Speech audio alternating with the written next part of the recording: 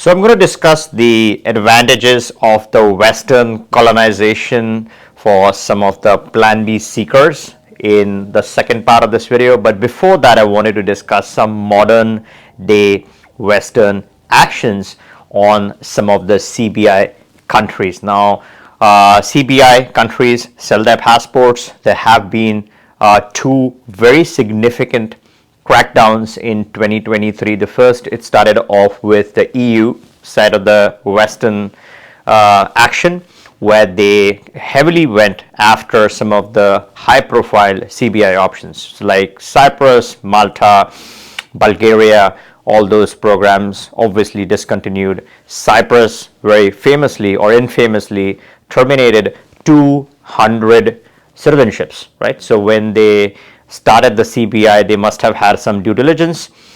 200 passports, a large number, right? You do due diligence on so many people, but after the EU actions, those passports were terminated, citizenships revoked. So that was one of the biggest actions by the EU. The latest breakthrough is the US now has met with the Caribbean options, the Caribbean CBI program heads, the PMs of those countries, 5 of those that sell CBI passports. Now there is clear transparency for the US. They were able to get the auditing in place. Now, obviously, US would have a very clear picture of what goes on, and if there are any affected or let's say US citizens, right, involved in any of the wrongdoings, trying to purchase these passports, or not just US citizens, but in general, having auditing in place can then re-examine those options, right? If there's any hint or any wrongdoing involved, then just like Cyprus, citizenships could potentially be looked at, right? So those are the two major actions that have happened. Now, in case you have missed the entire coverage on what this means, what is the auditing, what happens, etc., you can return and check this video. This talks about the entire coverage right from EU to the US and some of the things in the pipeline. Apart from the latest actions, there have always been some tracking mechanism in place which tracks these different CBI passports. Let's say when you're traveling at the bank, etc. If you've missed that coverage, you can return and check this video. This talks about the mechanism in place to spotlight these passports or people using such passports. Now, those are the recent or modern day actions by the Western governments, right? Now, let's focus on the second part. And before I even jump to the second part, in case you're new, my name is Jay, and here we discuss investments that lead to residencies and citizenships. So make sure you subscribe to my channel so you don't miss out on any of the latest updates and my analysis on these topics. Also, turn on the bell notification so you're instantly notified the moment there's any new video from my side. The second part is, what are the advantages of the Western colonization in history, right? So there have been, and to be fair, there have been a lot of bad things that have happened as part of the colonization. You had slavery, poverty, economic exploitation of a lot of countries. So it's been a very, very bad era with the whole colonization. We got to look at the positives, right? So when you're looking at some of these countries which were colonized and you're today looking at them in a positive light, right? You're looking for advantage. You're thinking that these countries are better. In some cases, they can protect you. They can give you the plan B. So what are some of the advantages that you can draw? One of the biggest advantage of, let's say, the colonization is that there's some standardization in terms of language. A lot of these countries that were colonized follow Western languages. And then you have Portuguese, French, English. English is the main one because it's the global language. One of the biggest problems with choosing a plan B is the language. A lot of people, they think they're ambitious, they want to learn a language, etc. All that's good.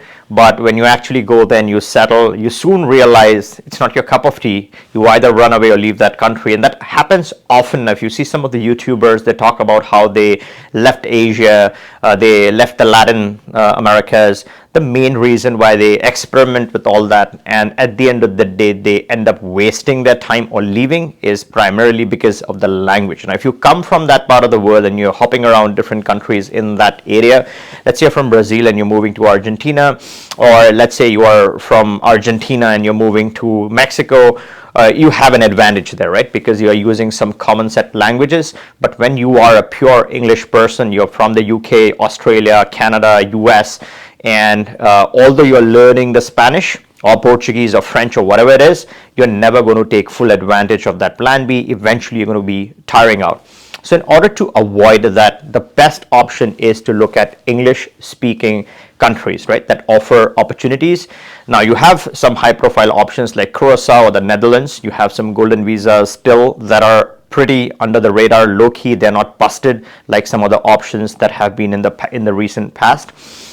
Some of the other major movers in this space, the future, as I would call it, of plan Bs, Latin is always there, but the citizenship, it practically takes forever, sometimes 5 years, 6 years, even 10 years. So although they all sound very attractive, you qualify pretty easily, you get the permanent residency or the temporary residency off the bat, but the buck stops there in a lot of cases. When you're really talking about citizenship, no one tells you that it takes that long, 5-10 years, etc. in certain cases. So that aside, that's a good option, but that's a secondary option. The primary, I think, in the near future, I would look at Africas. I personally am heavily invested in the Africas.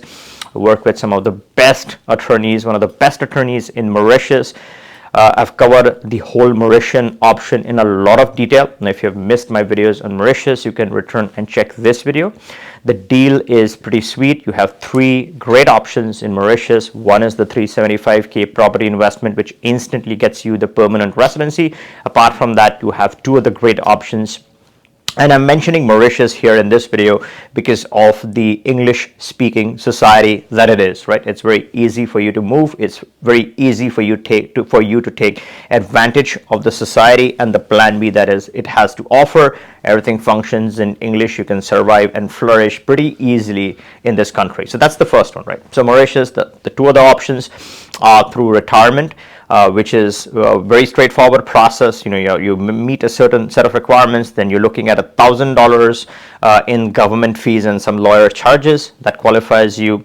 Then you also have the business option, which is a fantastic option for a lot of people. 50K in business. You don't have to hire people. A lot of countries, let's say the Nicaraguan option, you set up a business, but then you have to hire people locally to sustain that and to prove that and to get the residency.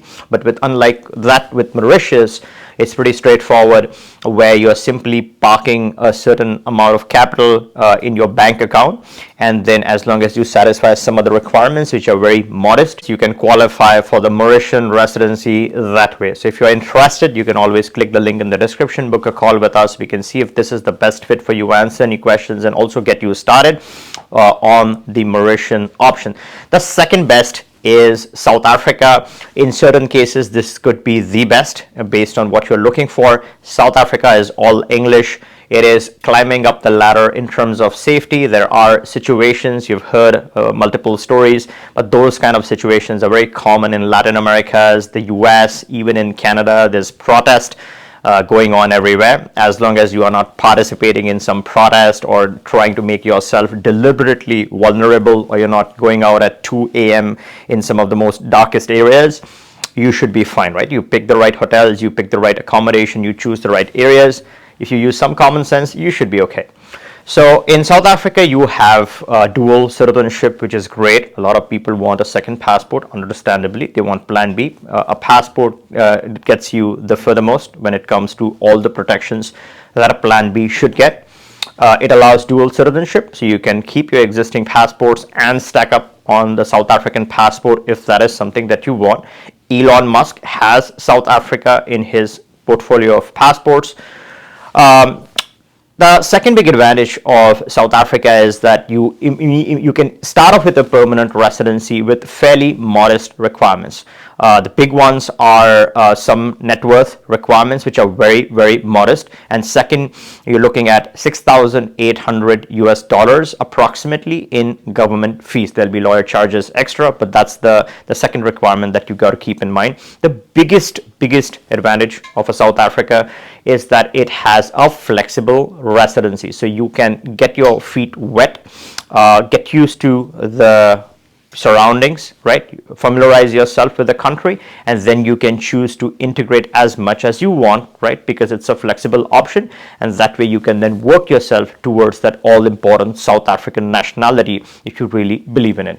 So again, the point being, English speaking country, it's very easy to navigate, it's very easy to interact, it's easy to flourish. Because you have that advantage in the country. Again, I work with one of the best attorneys in South Africa, very strong, very solid, knows what they're doing. If you're interested, again, as I said, click the link in the description, book a call with us. We can hook you up with the legal expert and get you started with this option if you are interested. These are the only two. There are some other real good countries that are really ranking high in terms of safety. Namibia, Gambia, Tanzania, and a host of other different African nations are really coming up the rankings. Again, I continue to research these options. When there's an option that is presented, it needs to be stable, it needs to be fully vetted and understood. The legal experts, the right legal experts need to be in place before any option is talked about or launched, right? So again, more to come on that front. Let me know your thoughts on Africa's in the comments down below. If you like this video, give me a thumbs up. And if you haven't subscribed, then go ahead and subscribe, and catch you in the next one.